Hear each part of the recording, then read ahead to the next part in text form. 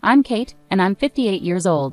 I work as a neurologist at a university hospital in France. Since my daughter is on a short study trip to America, I decided to take a long break. How many years has it been? Visiting the university hospital, where I used to work, brings back both happy and sad memories. While sitting at the cafe terrace I used to visit during breaks, drinking coffee, I realized that 18 years have passed. The view outside has changed a bit, but under the same clear blue sky, I suddenly remembered my ex-husband's words. I prefer a smart child born to a 23-year-old woman than a child born to an older woman. His unexpected words left me shocked. What do you mean by that? It's obvious. As a doctor, you know the risks of older pregnancies, right? Your statement isn't about maternal health or childbirth itself exactly. It's about the child's abilities. Why are you bringing this up now? You knew this from the start, didn't you? That's why we pursued fertility treatments. Well, that's true. I did want a child then. But things have changed. I don't understand. I truly didn't understand. As a doctor couple, me, a neurologist, and him, a plastic surgeon, we struggled with infertility for 2 years. Finally, at age 40, we conceived through fertility treatments. When I got pregnant, Noah, my ex-husband, was thrilled and became very protective until we reached a stable stage in the pregnancy. Friends, colleagues, and family joked that the real challenge would come after the baby was born. We were so happy, but within a few months, Noah said those shocking words. Did you really not realize? Huh? Didn't notice what? I was aware of what was happening outside the house. There was no way I hadn't noticed, but there was also the reality of our growing family. A few months later, I began to think, this can't continue. I struggled to gather my courage, staying up late to wait for Noah to return home, trying to start a conversation many times. And on that day, I waited again. Welcome back. Oh, you're awake. Yeah, I wanted to talk. Whether Noah understood my feelings or not, his indifferent response was all I received. Hey, I got an invitation to attend the hospital's dad class today. Do you want to go? Huh? Apparently most husbands attend the class. I'm not going. Huh? I said I'm not going. I'm not interested. Not interested? I'm a doctor, you know. I've seen countless pediatric patients. I don't have a problem with kids, so isn't that enough? But raising our own child from infancy is completely different. Even though I'm a doctor, I have no idea about childbirth or parenting. It's beyond what I can imagine. That's your perspective. Mine is different. I'm fine, so I'm not going. End of discussion. Noah remained uninterested and exerted pressure, but I lacked the courage to continue. One of my colleagues mentioned she saw him. Cheating? She saw you recently in the city, arm in arm with a young girl, happily shopping in a department store. Oh, really? Was that person stalking me or something? No, she just happened to be there and saw you. But she decided to gossip and used the word cheating. If it's untrue, that's slander, right? Huh? That's not the point. That's exactly the point. You realize I'm being suspected, right? It's a story where no one knows if it's true or not. So is it a lie? Well, my clinic focuses on beauty treatments, so it mostly employs young women. Women can be competitive with each other, you know? To keep them happy, I offer meals, shopping, and relaxation to recognize their hard work at a popular clinic. So, you're doing the same with other staff, not just the person my colleague saw. You could say that. So, you're neglecting our family for that? Kate, think about this. Without those girls, the clinic wouldn't succeed. They contribute to our income, right? So, thanks to them, we can maintain our household. Calling it neglect seems a bit harsh, don't you think? Noah smirked as he spoke, making valid points but also saying hurtful things. What's relaxation anyway? Is it code for hotel escapades? My colleague mentioned seeing him entering a hotel with a woman. It's a hotel Noah often uses for business dinners. When I heard that, I felt it was damning, but I couldn't bring myself to say it out loud. Maybe Noah had been hiding such activities since the early days of the clinic, focusing less on home once the money started coming in. After that, he seemed to hide less, spending less time at home. We're back to that initial suspicion. One day, as soon as he came home, he called out to my bedroom. Come here. I opened the door to find a flashy young woman sitting on the sofa, smiling faintly. Ah, is she the woman my colleague mentioned? My muttering caught Noah's attention immediately. So this girl here is going to be my official wife from now on, and she's already pregnant. I see. So what happens to me? Divorce, obviously. You can't just divorce me so easily. Easy or not, I have to take responsibility for this child. And what about your responsibility to me? Money. I'll give you more than enough. There will be a divorce settlement anyway. I could even give some money to that unborn child. It's coming from your old-fashioned womb. I'll provide enough to cover any shortfalls, so just hurry up, sign it, and disappear. With that, a pre-filled divorce form was placed on the table in front of me. The woman smirked, muttering disgusting under her breath as she looked at me. Being in the same space as these people was unbearable, and above all, I realized that Noah could no longer be considered my husband. From there, things moved quickly. We agreed to involve lawyers and decided that I would hold on to the divorce form. I couldn't bear to live in the same house with him anymore. So I quickly packed my essentials into a suitcase and left the house. 18 years later, returning to America, I never expected a chance encounter. Lost in thought, I noticed a figure approaching nearby. Just as I turned to look, I heard a voice I never wanted to hear again. "Kate." It was Noah. "It's been a while." Unable to ignore the greeting, I replied calmly. As he approached, he chuckled and spoke again. "So you're back from France with your tail between your legs? You went to France, right? Feeling the pressure and came back to rely on your alma mater." His mocking smile revealed his true nature, leaving a sinking feeling in my stomach. Just a regular homecoming. My child had things to do in America, so we're here together today. So that child from back then, I see. Why are you here together? Is that child sick or something? His words left me stunned. I prefer a smart child born to a 23-year-old woman than a child born to an older woman. Noah's hurtful words echoed in my mind, and my heart sank once again as I struggled to respond. Footsteps approached from behind. "Mom, who is he?" Grace's voice brought me back to the present. She looked at Noah cautiously, and upon seeing her, Noah glanced at me suspiciously. Smirking, I said to him, "This is Grace, my daughter, and biologically, yours too." My words left Noah wide-eyed in shock. It wasn't surprising. Grace was tall, beautiful, and carried herself with elegance. Plus, if Noah had been keeping tabs, he might have heard the rumors about her. Carefully choosing his words, Noah asked me, "Wait, could she be Grace from the surgical research lab?" Bingo! Grace is here for a temporary stint in the surgical research lab. Noah was speechless, and I couldn't help but laugh. The child he had abandoned before birth had grown into an exceptional medical student after 18 years. Moreover, Noah had assumed that a child born from an older pregnancy would be less capable or have health issues. He could never have imagined that she would become such a talented young woman. Surprised, aren't you? The woman you discarded, who you used to criticize about her age during pregnancy, has turned out like this. And Grace is even skipping grades. She's a second-year medical student at just 18. She's already graduated from university. I couldn't help but smile at Noah's clueless reaction. "Don't you know about the education system in France?" "Shut up. With all your knowledge, I thought you'd be aware." Noah reluctantly apologized, biting his lip.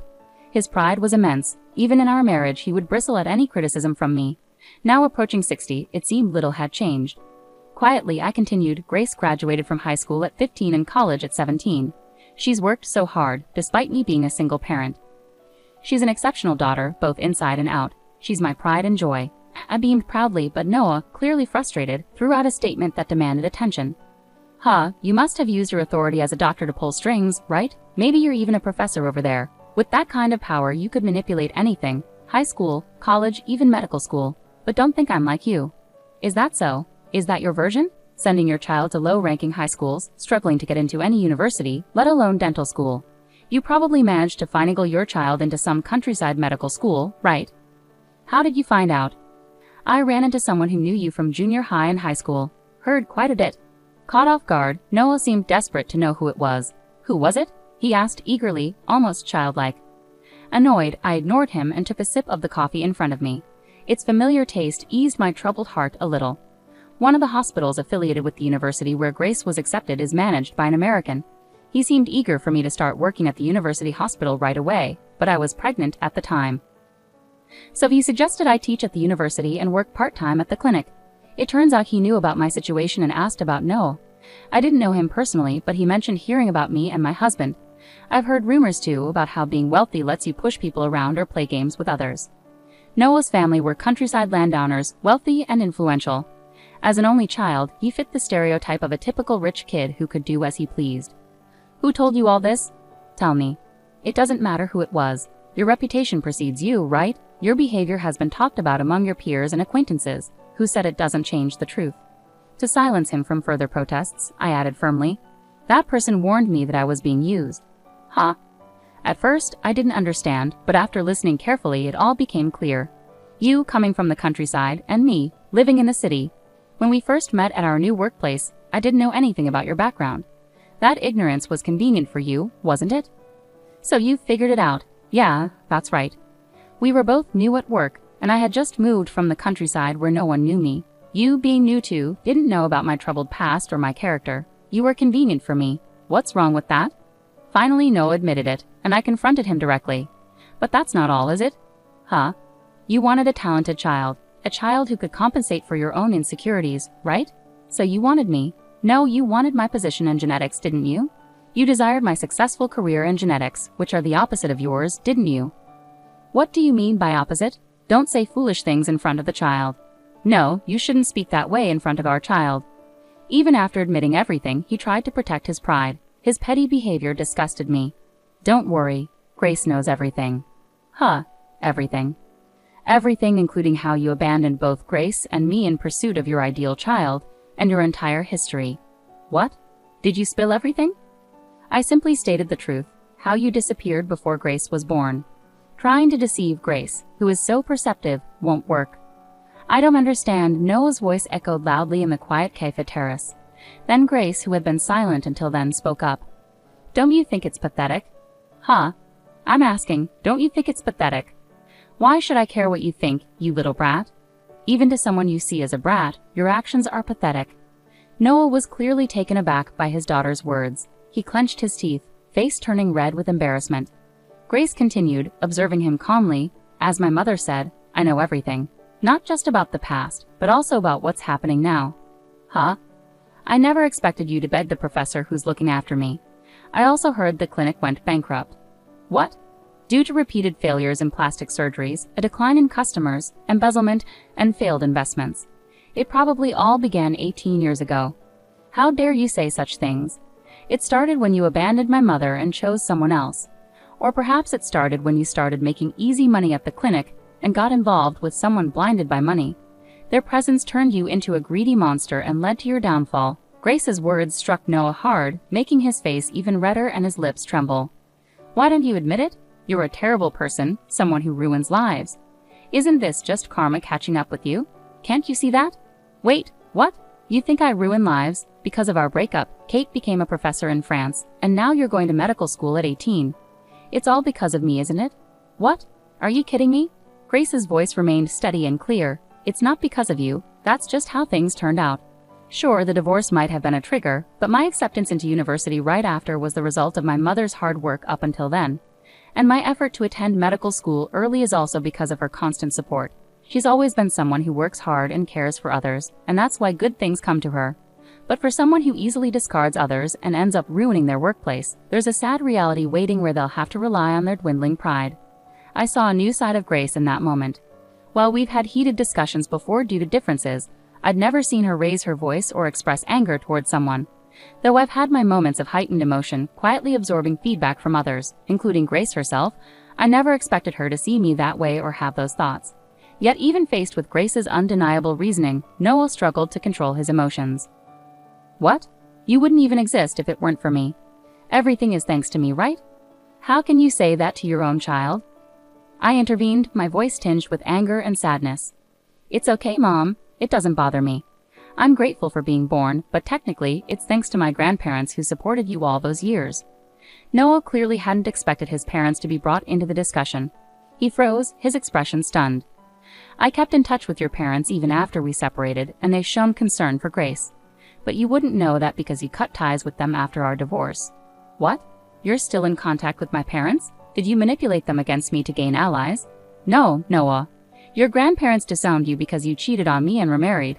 You barely graduated from medical school with financial help, struggled to attain your medical license after numerous private lessons, and barely held a mediocre position at a general hospital after an additional year under senior doctors' shadows. Unable to accept this due to your pride, you convinced your parents to open a cosmetic clinic for you. However, you became enamored with the plastic surgery trend, resumed womanizing during your residency, and started hiring based on your personal interests. It became a harem-like environment, culminating in impregnating a nurse over 2 decades younger, abandoning your family, and ultimately causing the collapse of the clinic built by your parents. What more could your grandparents possibly do for you? Overwhelmed by Grace's relentless recounting of Noah's troubled history, delivered flawlessly, Noah could only stammer incomprehensible words in agony. As he struggled to make sense of the situation, a strange calm seemed to settle over him. prompting him to say something outrageous. "So why don't you connect us, huh? I heard you were asking around in the lab earlier. After my clinic closed, I've been struggling to find work. I imagine you're facing challenges too, reaching out to your mother's former workplace for help. Everyone's been distant. If you, the talented daughter of Kate, who is respected and trusted despite our unfortunate split, were to offer assistance to your reunited father, surely they'd lend a hand, right?" Noah lamented like a tragic figure, making such unusual requests, while Grace and I exchanged knowing glances, sighing with pity. "Crying to a child you abandoned? That's pretty pathetic and uncool, isn't it?" "Shut up. You don't know anything about me." "I don't know, don't want to know, and have no interest in knowing. I have no interest in someone who, despite being a doctor, lacks empathy, only thinks of themselves, and ends up causing medical mishaps. And it's quite odd to come seeking sympathy from Grace. Don't you have a talented child at home? Ask them for help." "Mine is impossible. I only managed to get her into a decent private women's college through connections and money." "Huh, you solved it with money again, just like always. Money can fix anything for you." Noah, stirred up by his past being brought up, retorted with a red face, "But fundamentally, things shouldn't be solved with money. It's wrong to decide someone's fate with money. Sometimes even money can't fix things, you know. Did you know that one of the victims of your medical mishaps was a relative of my professor? I believe it was my mentor, Professor Ted's niece. She had surgery at your clinic, and there were complications with her facial muscles. Could it be that there are issues that money couldn't solve? It seems like you closed the clinic to avoid dealing with inconvenient cases that money couldn't fix, huh? But you know, people in the medical field are connected in various ways. Like me, I've ended up connecting with your colleagues and friends." Whether my words were getting through to him or not, Noah's face turned pale, and he started sweating profusely, freezing in place with trembling eyeballs. "It's okay, Noah. Everything will unfold just as you fear. Are you so scared that you can't even speak? This is your mess to deal with now. You never cared about anyone else's well-being for your own gain, right? Just try to keep that dark spirit of yours in check, at least." "Wait, am I really? Won't someone eventually come for you? You seem so focused on securing your job that you haven't noticed." "You're kidding, right? This can't be some made-up story. You won't need to look for work anymore. Even if you manage to find something, you won't be able to work anyway. Haha, you're delusional. If that's what you believe, then so be it. Enjoy your time with your family for now." With those final words, I gently touched Grace's arm, signaling it was time to go. Grace returned the touch with a soft smile. After about 2 months of intense medical studies in America, she returned to France.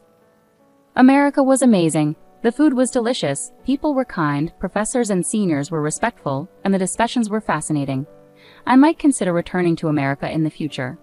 Grace seemed to have gained new perspectives and emotions from her deep immersion in American culture during her study abroad, unlike her occasional visits before. "That's great to hear. Let me know if you need anything. I should also thank the professors." "Sure, I'll keep that in mind," Grace replied, wrinkling her nose at a sweet French juice she hadn't tasted in a while. "Oh, by the way, did he get caught?" "Yay." During Grace's time studying abroad, Noah was arrested. The scandal surrounding his failed cosmetic clinic, which resulted in multiple medical mishaps involving staff members, dominated headlines on American news and variety shows daily. Grace must have been aware of it all. Grace returned from her studies with unexpected outcomes. Now 18, she has always been mature and hardworking. While utilizing one's talents is crucial, as someone with over 30 years of medical experience, I deeply believe that medicine must be practiced with compassion. Medicine is about improving lives, and people are at the heart of it all. In the coming years, Grace is bound to grow significantly as a person. As both a parent and a seasoned medical professional, I will quietly support Grace from the sidelines, sometimes walking alongside her. This journey will undoubtedly be a lifelong endeavor,